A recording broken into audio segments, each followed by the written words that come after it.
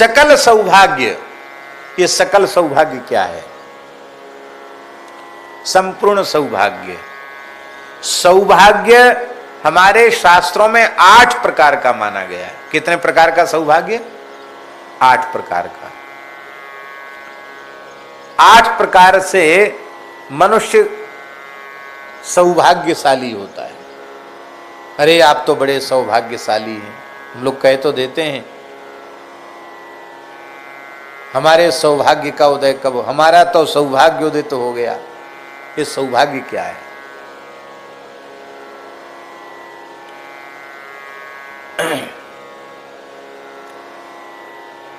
सबसे पहला है सुंदर भाग्य। सबसे पहला है सुंदर भाग्य। श्री लक्ष्मण जी महाराज की जय। जय जय श्री राधे।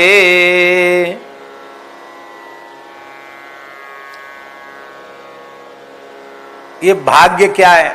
सुंदर भाग्य क्या है? किसी भी काम में असफल नहीं होना। लोग कहते रे भैया क्या कहना, उनका तो समय बहुत अच्छा है, मिट्टी छू देते सोना हो जाता है, कहते ना, लोगों में मुहावरा है, अरे क्या है मिट्टी छुआ सोना हो गया।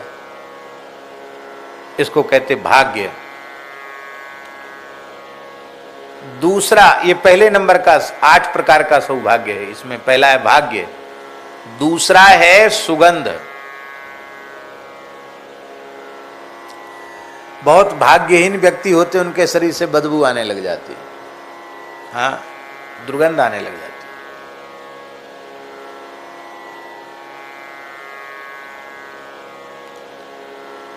शरीर से एक विलक्षण प्रकार की सुगंध होना, यह भी सौभाग्य का सूचक है। दीनबंधु दास जी को स्मरण है खूब, क्योंकि इन्होंने पूज्य गुरुदेव श्री पहाड़ी बाबा की खूब सेवा की, चरण भी खूब दबाते थे। महाराज जी नहाते धोते थे? ज्यादा नहीं नहाते, बहुत कम। माने ऐसा था उनका नहाना धोना महाराज जी का, वो नीम के नीचे बैठे रहते थे खाली तखत पर, और पानी बरसने लग गया तो वो एक आधा कटा हुआ, उसको साधु में मतंगा कहते हैं, टूमा का, उसको जटाओं पे रख लेते कि सिर न भीजे, बाकी शरीर उनका खूब भीजता रहता। पानी में एक छोटी सी साफी रखते, उससे ऐसे रगड़ते रहते शरीर को। लंगोटी तो बदलते नहीं थे, गीली रखते थे, गीली पहन लेते थे, एक ही लंगोटी रखते थे। और शाम को जब पानी खुल जाता तो जैसे आकाश साफ होकर के ऐसे उनका शरीर चमकने लग जाता था। और वैसे कहो कुआं का पानी खींच के 10-5 बाल्टी नहा में, नल के नहीं, ज्यादा नहीं नहाते थे, गर्मियों में भी नहीं नहाते थे ज्यादा वो, पर उनके शरीर से एक विलक्षण प्रकार की सुगंध हमेशा आती थी। हम लोग महात्मा के पास गए थे चीर घाट पर। कैसे महात्मा थे, धूल मिट्टी में सने हुए, मैं महीनों से नहीं नहाए हों, अवधूत महात्मा थे, बंगाली संत थे, बहुत अच्छे सिद्ध पुरुष थे वो, बहुत अच्छे नाम जापक थे। तो हम गए, कई संत लोग गए, उनके शरीर से एक विलक्षण सुगंध आ रही थी। हमारे पूज्य गुरुदेव श्री भक्तमाली जी के शरीर से एक विलक्षण प्रकार की सुगंध आती थी। तो ये सौभाग्य सूचक है, शरीर से सुगंध आना। अथवा शरीर से सुगंध किसके आएगी? ऊट पटांग चीज खाने पीने वाले, इनके शरीर से तो बदबू ही आती। मांसाहारी व्यक्ति के पास आप बैठ नहीं सकते। शराबी कबाबी के शरीर से बड़ी दुर्गंध आती है। व्यसन करने वालों को शरीर से दुर्गंध आती। प्याज लहसुन बहुत खाने वाले, उनके शरीर से बड़ी बदबू आती है। शुद्ध सात्विक भगवत प्रसाद ग्रहण करने वाले, उनके शरीर से, और शरीर को ठीक से स्वच्छ रखते हैं, साफ रखते हैं, उनको भी शरीर से दुर्गंध नहीं आती। हमको श्री राधारमण लाल जी के गोस्वामी जी ने बताया, बोले हमारे यहाँ राधारमण लाल जी की अपरस में सेवा होती है, तो हम लोग स्नान करके जब अपरस में जाते हैं भीतर, तो पहले बहुत अच्छे ऋतु के इत्र से, अपने इत्र से हाथ धोते हैं। इत्र ऐसे लगाते हैं पूरे हाथ में, ऐसे पूरे इत्र लगाते हैं, वो अलग होता लगाने वाला। फिर बढ़िया से जल से उसको ठीक से हाथ धोते हैं। क्यों?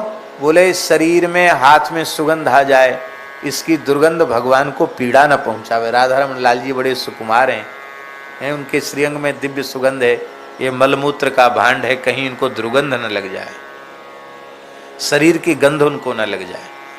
सुनकर के बड़ी प्रसन्नता हुई। सुगंध ये भी सौभाग्य का एक प्रतीक है। और पतिव्रता,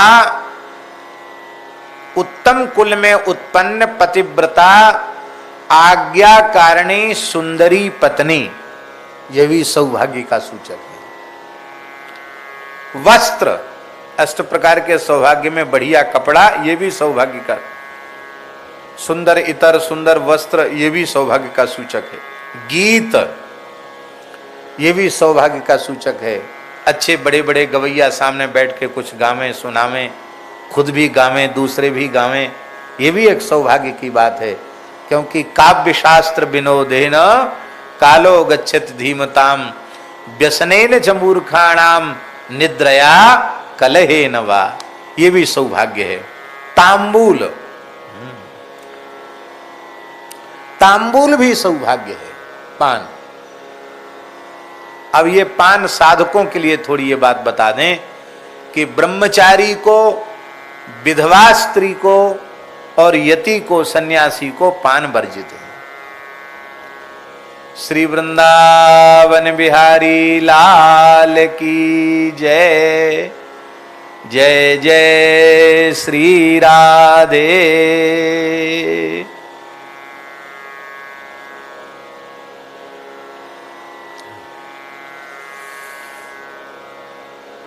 ब्रह्मचारी को,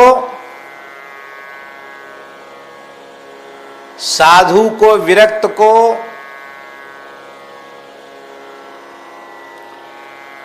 और विधवा स्त्री को पान नहीं खाना चाहिए, निषिद्ध है।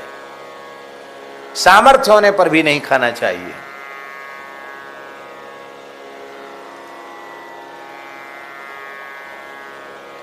पान की उत्पत्ति अमृत से हुई है। जब भगवान मोहिनी ने इंद्र को अमृत पान कराया, बहुत ध्यान से सुने, तो इंद्र को थोड़ी त्वरा थी। त्वरा जानते ना, जल्दी हमको मिल जाए अमृत पीने को, तुरंत अंजलि ऐसे की। तो त्वरा में इंद्र का हाथ थोड़ा हिल गया, तो पीने के पहले कुछ अमृत छलक कर उनके हाथ से नीचे आ गया, बूंदे उनकी।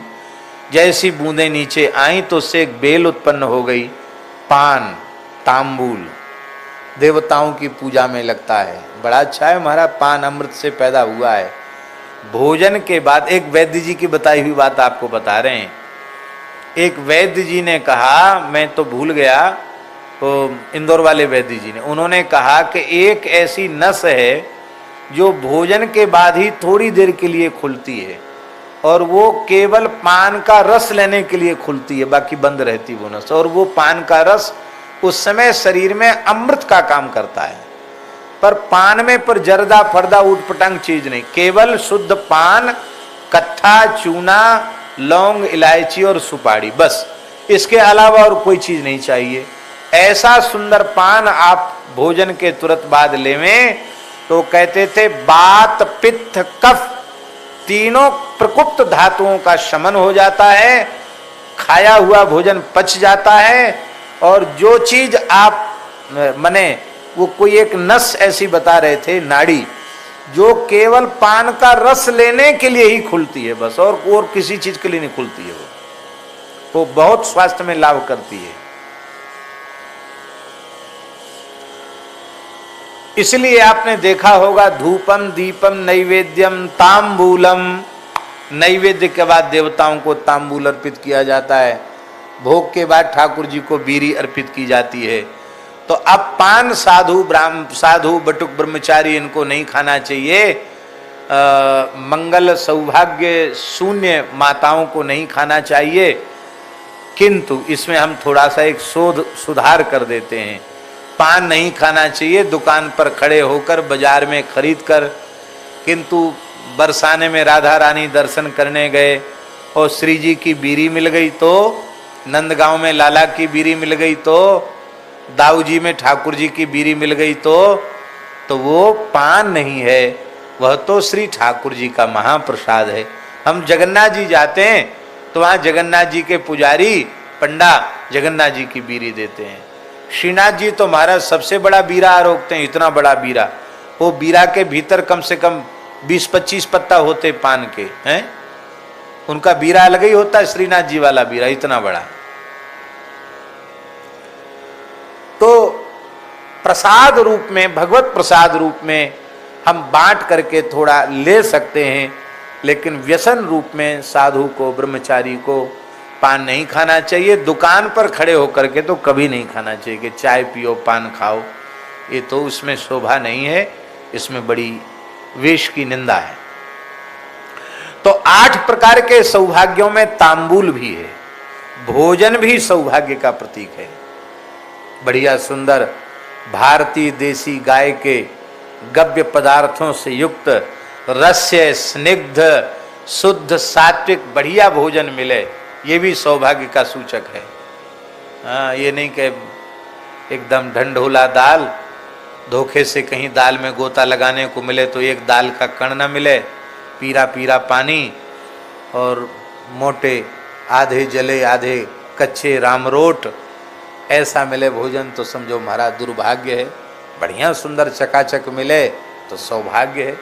तो 8 प्रकार के सौभाग्यों में सुंदर सात्विक आहार, सुंदर भोजन, ये भी एक सौभाग्य है। और महाराज जी भूषण, अच्छे सुंदर आभूषण भगवान को प्रसादी बना करके श्रीअंग में धारण करना, ये भी 8 प्रकार के सौभाग्य में भूषण भी है। ये 7 हो गए। और 8वां सुख है सौभाग्य का वाहन। एक से कीमती घोड़ा, हाथी, उस जमाने में हाथी घोड़ा चलते थे, तो हाथी घोड़ा सौभाग्य का प्रतीक थे। अब हाथी घोड़ा तो पता नहीं कहां चले गए, अब तो वाहन आ गए।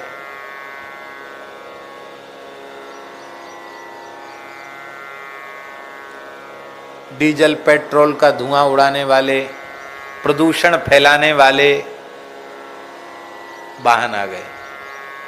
महाराज जी देखिए, हमारे प्राचीन जो परिवहन की व्यवस्था थी वो शून्य माने शून्य के बराबर भी प्रदूषण उनमें नहीं था। गाय हो, बैल हो, हाथी हो, घोड़ा हो, वे जो कुछ भी करते हैं मलमूत्र आदि, वो सब प्रकृति में ही जाकर मिल जाता, उससे कहीं कोई गंदगी या प्रदूषण नहीं होता है। पर और जितने उपकरण वाहन आदि के हैं, ये सब प्रदूषण पैदा करने वाले हैं। तो वाहन का सुख भी वो सौभाग्य के सुख में आता है। ये 8 प्रकार का सौभाग्य, ये 8 प्रकार का सौभाग्य हरिनाम लेने वाले को, राम नाम लेने वाले को बिना चाहे प्राप्त हो जाता, बिना चाहे, वो नहीं चाहे तो भी उसको मिल जाएगा।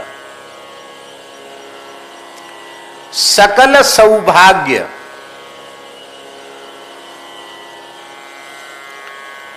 गोसाई श्री विठलनाथ जी के लिए नाभाजी महाराज ने लिखा है कि विठलनाथ जी महाराज के संपत्ति को, सौभाग्य को देख करके सुरपति मन मोहे, इंद्र का मन मोहित हो जाता था। कि कलयुग में इनके पास इतना ऐश्वर्य है, माने हमारा ऐश्वर्य इनके सामने कुछ नहीं है। ये ऐश्वर्य गोसाई श्री विठलनाथ जी का था।